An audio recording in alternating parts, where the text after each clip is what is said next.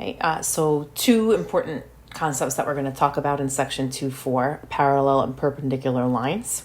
And the first thing that we're going to talk about is if two lines are parallel to the same line, then they are parallel to each other. So what does that really mean? If line A is parallel to line B and line A is parallel to line C, then that means that these last two lines here have to be congruent. Not congruent, I'm sorry.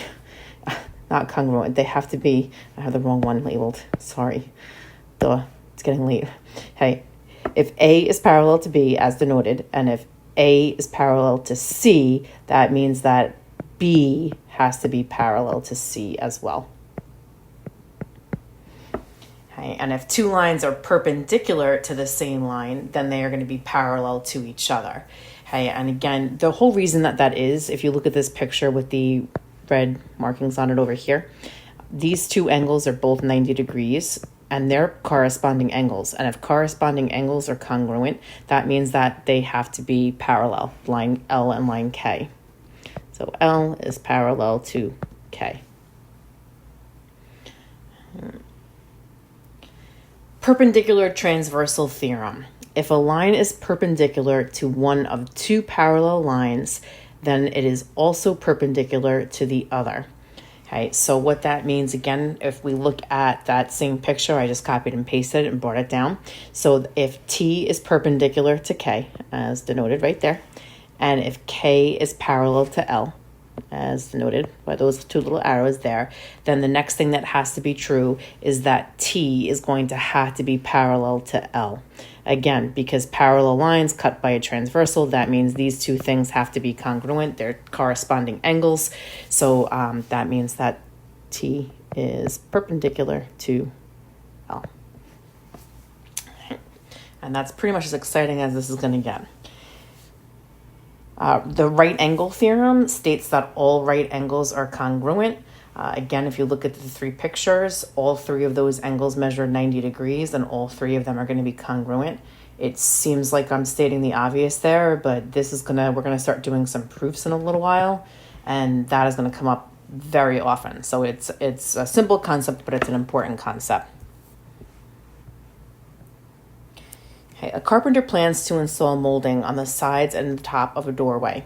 The carpenter cuts the ends of the top pieces and one end of the side pieces at 45-degree angles as shown. Will the side pieces of molding be parallel, and explain? Okay, so what we're really asking is this going to be parallel to this when we put that together. So if I move this piece into here to put that together, the 45 and the 45 are going to end up forming a 90-degree angle.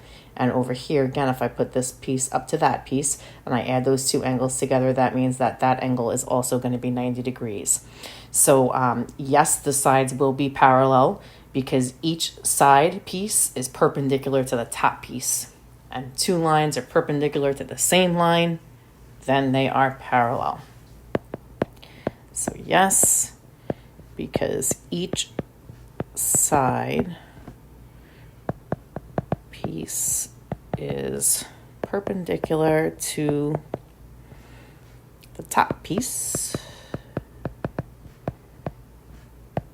And if two lines are perpendicular to the same line,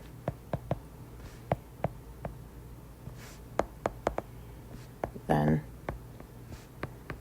they are parallel. Okay.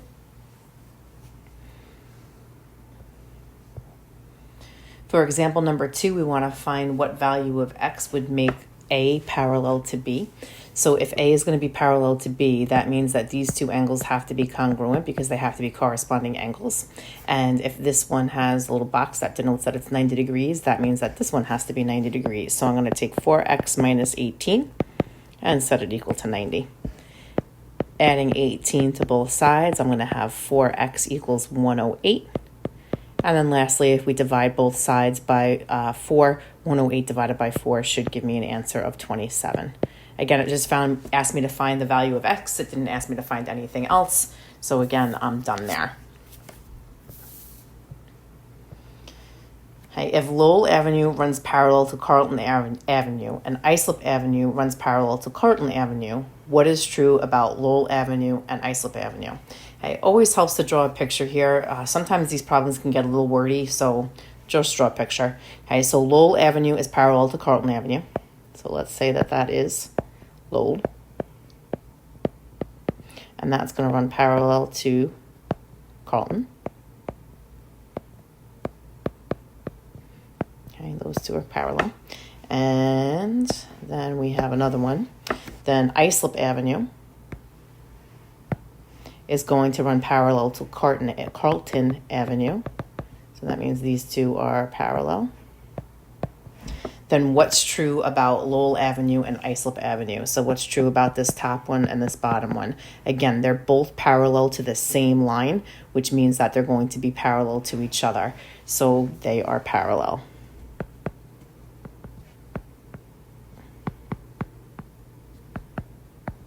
Okay, again, pretty much kind of seems obvious, but sometimes the obvious is going to be the key to figuring some problems out as we get later in these chapters.